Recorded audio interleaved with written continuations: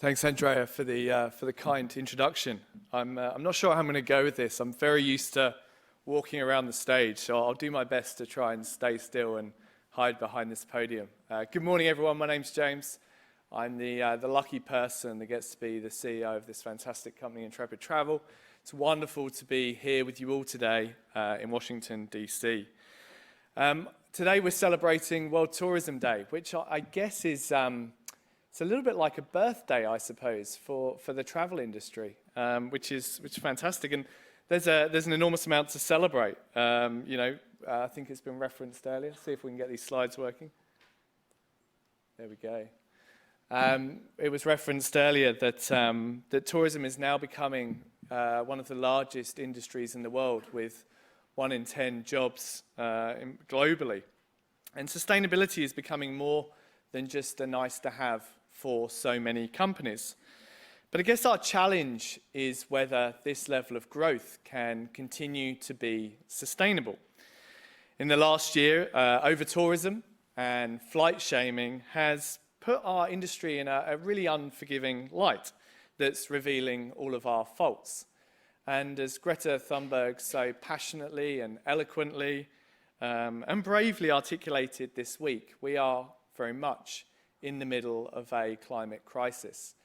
In fact, we're not in a climate crisis, we're actually in the middle of a climate disaster.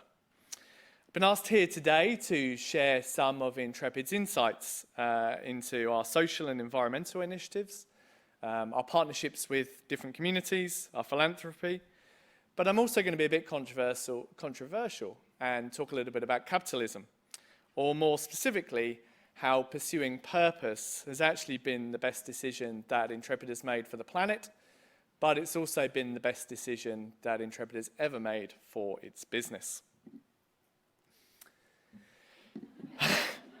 So look at this guy. I mean, he certainly knows what awkward is, and that's before he started wearing massive glasses and playing the cello. Don't worry, no plans to start playing the cello for you this morning. But let me start by just acknowledging, or awkwardly acknowledging, my privilege. It won't escape you that, like too many CEOs in the world, I was born a white man in one of the richest countries in the world. Before Intrepid, I was working in the incredibly dull industry of private client asset management.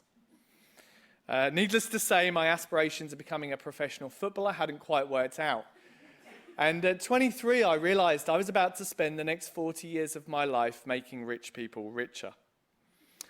Now, I always loved travel, so I began researching companies that I could potentially work for in the industry. And somehow I eventually found a low-paying, low-level job at Intrepid, a very entry-level role. I bowled into my first interview dressed in a pinstripe suit and was met by 3 people in jeans and a t-shirt. I think I immediately recognized I'd found my place of where I wanted to spend the next 14, 15 years of my working career. Fast forward to today, and I am the first non-founding CEO of Intrepid. And during that period, Intrepid has grown up massively in the last 14 years that I've been able to be with the company. When I joined, we had 20,000 travelers go with us in 2005. In 2018, we carried 431,000 travelers. In 2019, this year, we are on track for our 4th consecutive year of record growth and record profitability, which you'll be able to read about in our 3rd integrated annual report that's due for release in April of 2020.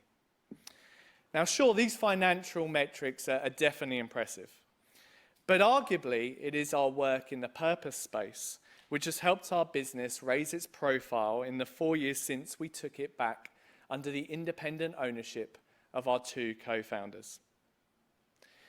We've undertaken significant pieces of work to advocating for animal welfare, to protecting vulnerable children, and empowering women to generate worldwide media coverage beyond our expectations. What we've found is that the more we grow as a business, the more we've been able to do some fantastic things in the purpose space.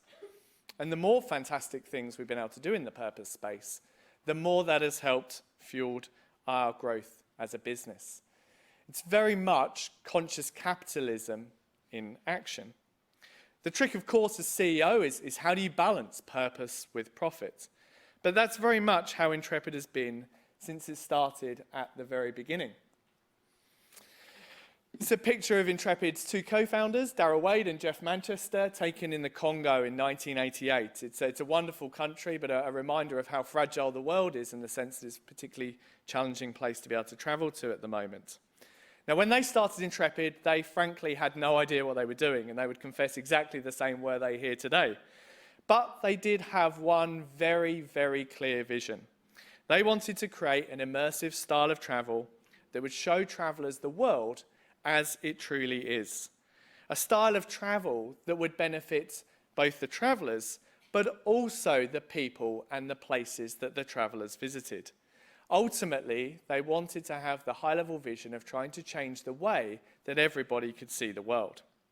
Now, Darrell and Jeff's first business plan had Intrepid donating money to the local people and communities before they were even turning a profit.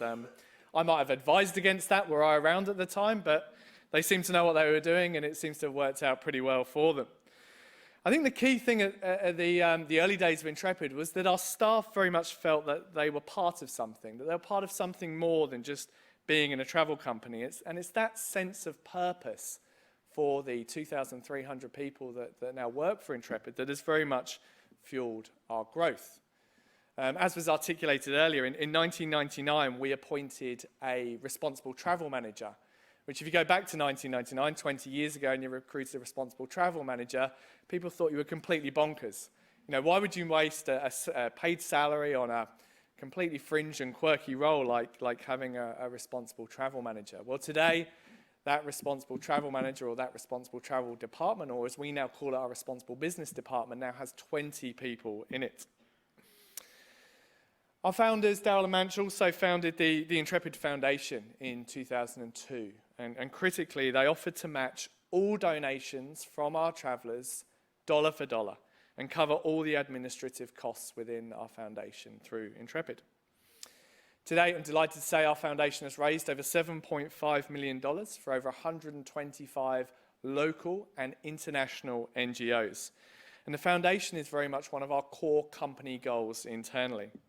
It's why, as well as being CEO of Intrepid Travel and the Intrepid Group, I also chaired the foundation's board and have done since I became CEO of the group, because it's just so integral to our organisation.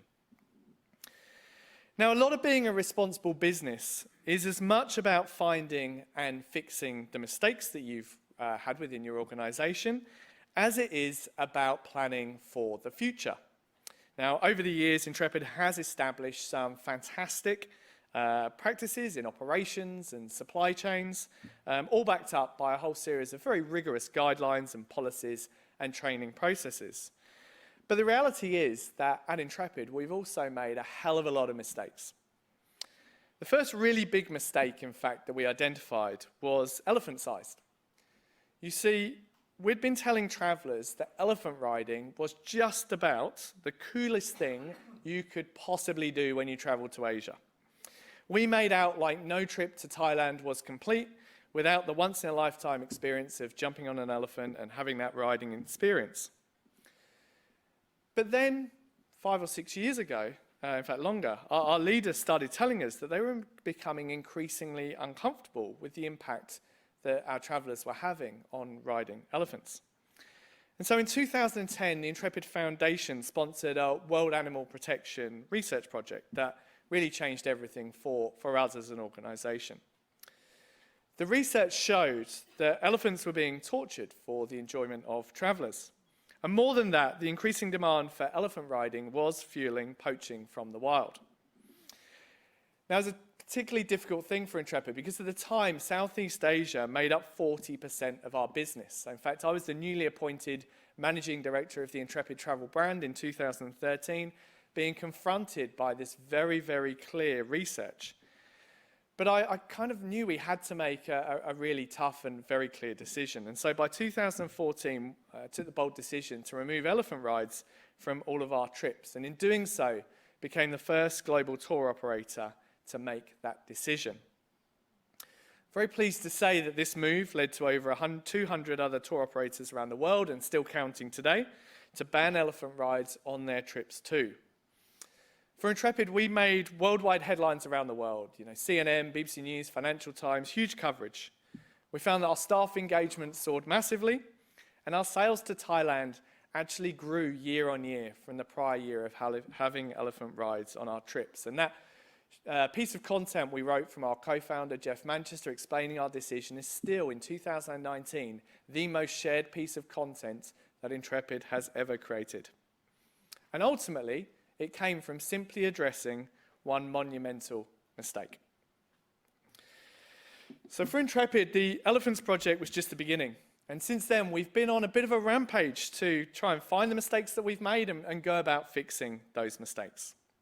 In 2016, we announced that we'd no longer be offering or promoting visits to orphanages on our trips. Like elephants, we'd long championed that orphanage tourism is a proactive way to help disadvantaged kids. But what we didn't know is that we're actually helping to encourage a boom in fake orphanages, where children were taken from their parents, sold into fake establishments, and made to live in horrible conditions so that orphanage owners could rake in all the donations from well-meaning tourists.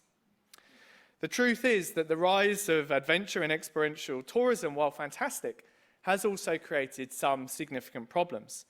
Travellers seeking wildlife or immersive cultural experiences can often result in contrived interactions and experiences being created, or sometimes even worse. What we know now is that orphanage tourism is a modern-day form of slavery, and so we have removed orphanage visits from all of our trips. Children aren't tourist attractions, which seems kind of weirdly obvious in hindsight, doesn't it? I don't know about you, but I don't go to orphanages in Australia or in the UK where I'm from, but somehow as a tourism industry, we were taking our travellers to visit them.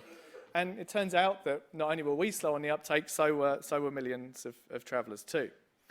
But by admitting to the mistake, Intrepid, along with many other organisations, is now part of an industry-wide shift that's helping to end, hopefully, the practice for good. Now, this year's World Tourism Day is, I hope, focused on building a better future for all. But I recognise that not everyone has been given the same opportunities as I have personally been given.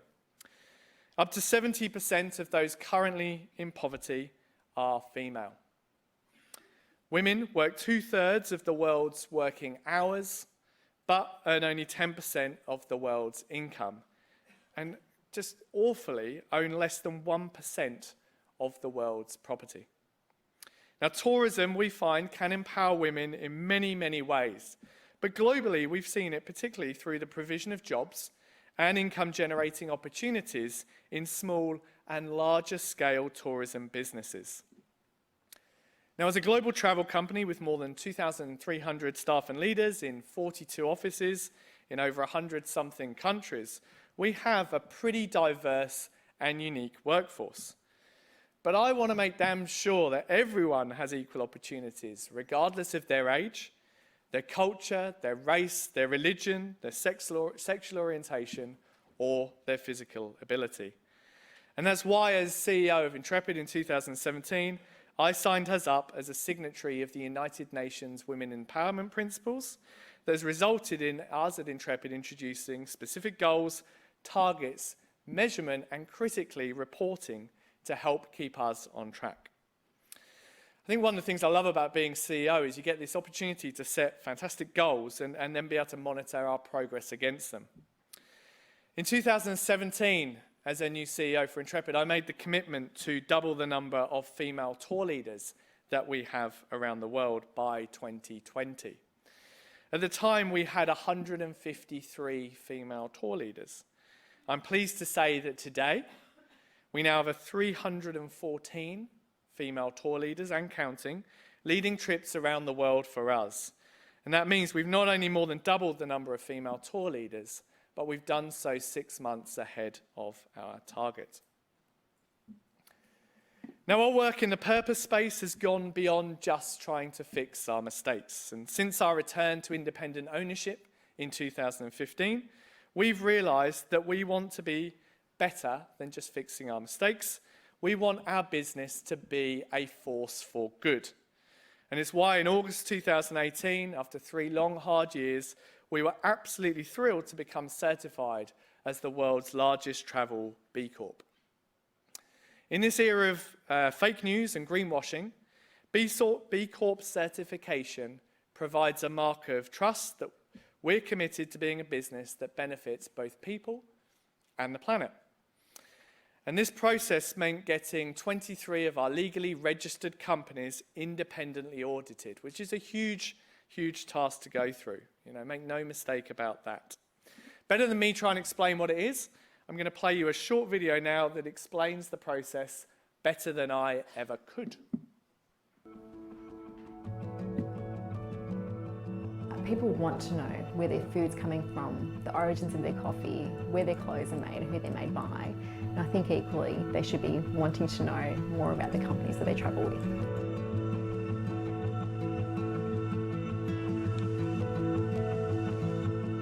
"30 years ago, we created a company to take people to the farthest regions of the world, to travel in an ethical and considerate and culturally aware way.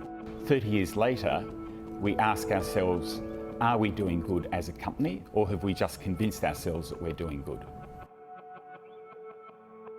There are so many companies out there that are just doing good marketing, that they're not actually trying to transform and do good across an entire spectrum of different stakeholders. Being seen to be good is actually quite easy, but actually doing good and having the processes of being good are quite tedious and difficult. So the B Corp certification process is not sexy. It's hard work. It's laborious. It's looking at the whole business. Your overall supply chain and the way in which you manage that supply chain. The number of volunteer days you provide for your staff. The diversity within your organisation. When we started this, we assumed it would take 3 months. It took us 3 years. And the reason for that was that we had to basically open up our entire business to be assessed and evaluated. That's 23 companies across the globe, so that took a little while to coordinate. The certification is actually the most holistic certification in the world. It requires companies to have a look at the way they treat their workers, the impact they have on the community, the environment, their transparency, their governance and the accountability that they sign up to as a business, as well as what they are using their business for when it comes to being a force for good. So B Corp is a certification, it's a mark of trust for consumers. It's really a shortcut to being able to identify a business that is trying to be a force for good.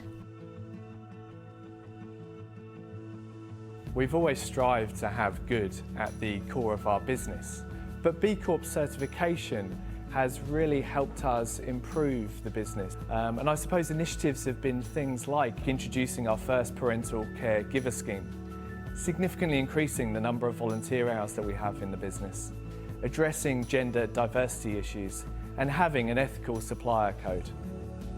The fact that Intrepid have signed up across 23 different sites to ensure that all of their operators are living the values and actually implementing this type of operational view of the world that's about sustainability is really an extraordinary achievement.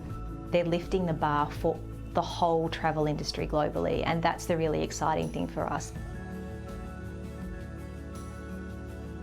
We see B Corp as providing us with a roadmap on how to be a better business.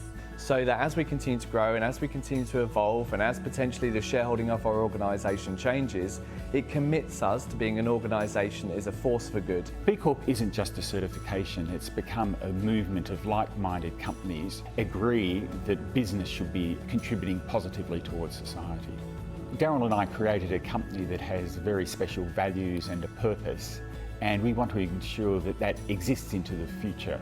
And so being a B Corp is really locking in that mechanism that there is a legacy that carries on, and Intrepid will be what it is for many years to come. We want to live in a world where businesses care as much about their people, customers, and the environment as they do about bottom line returns. As the world's largest travel B Corp, we want to be the best travel company, not just in the world, but for the world.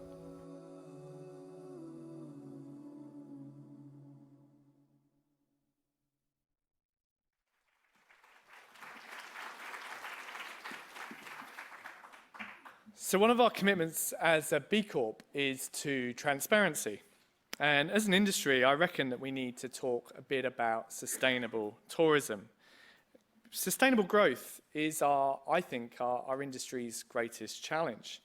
You know, right now, from Iceland to Venice, from Machu Picchu to even Mount Everest, we're seeing destinations that, frankly, are being ruined by tourism. While responsible, conscious travel can help the people and places we visit, over-tourism is the opposite of that, because it hurts the communities and it also hurts the environments that we so rely upon. Each time an over-tourism story hits the headlines, there's a lot of finger-pointing. But we need to work and find solutions together, I believe. And as we grow, we're becoming increasingly aware of the part that we play in creating the problem or investing in solutions. We believe that the biggest positive impact that we can have globally is through our product. And our focus now is on creating innovative new products that are very much developed in partnership with local communities. Over the years, we've supported many communities through our not-for-profit, the Intrepid Foundation, and we'll continue to do so. But increasingly, we've moved from providing not just a handout, but providing very much a hand up. In a bid to tackle over-tourism and provide our customers with amazing local experiences, Intrepid's been working with some specific NGOs and communities to develop new community-based tourism products that all of our travellers can benefit from. We've, hopefully you know, we've always stayed in local accommodation at Intrepid, but our investment in community-based tourism goes further than that, because it's very much a true partnership where the community has helped us build the product and set the number of travellers and the price that we will sell the product at. Our first two community-based tourism initiatives are now live. One's with ActionAid in Myanmar, and the second one is with WWF in Nepal. And we will have 10 more developed by the end of next year. It's a huge commitment, but it's one that we really believe that community-based tourism will create that win-win environment, because it gives travellers access to often lesser visited parts of a country. It gives the communities that inhabit them a sustainable form of income and employment, and hopefully really helps benefit those types of local communities. And this really, I believe, is how tourism can create a better future for all. Now, as has been very clearly articulated over the course of the last 2 weeks, tourism, we, as in the entire human race, are very much staring down the barrel of a climate disaster. We see it every day in rising sea levels, long-lasting heat waves, displaced animals, and melting glaciers. And we see it when we travel. The fact that climate change is here is absolutely indisputable. We know it, you know it, everyone knows it, and yet it still feels that some of our world leaders potentially don't believe it. But regardless of what our politicians are saying, we wholeheartedly believe that businesses and consumers can make the difference. As a travel company, we believe it's our responsibility to preserve the future of our planet. After all, what is travel without the Serengeti plains or, of course, the Amazon rainforest? Intrepid's been carbon neutral since 2010, but recently we asked ourselves whether we were doing enough, and the resounding answer was no. And so on Earth Day this year, we committed to working towards becoming a climate-positive business by 2020, which means we'll be actively trying to remove more carbon from the atmosphere than we actually create. Now, unfortunately, we're dealing with this climate disaster at one of the most divided times in our era. The left and the right won't take each other's calls. Australia's Prime Minister has actually been in the US this past week, but he didn't come to go to the UN Climate Summit. Instead, he chose to spend his time with a billionaire mining magnate before checking out the latest smart technology at a McDonald's. It's depressing, isn't it? It's actually also incredibly true. The gap in the leadership, I think, though, gives businesses fantastic opportunity to step up and to truly become a force for good. On that note, and I'm going to wrap shortly, there's this idea that business, that the idea of business and having a purpose or doing good has to come at the expense of making a profit. Like, as I said last night to those who attended the 2040 film screening, that doing good is just for hippies and making a profit is just for oil-chasing coal-smoking capitalists. And it's just complete garbage. You know, profits can and should help affect positive change on a global scale. The good news is that consumers want more sustainable and ethical products, so purpose is actually good for business too. And Intrepid can attest to that. Finding our purpose has helped us deliver 4 years of record growth. So how can you all do your part? Well, clearly you don't need to know everything to start making a difference.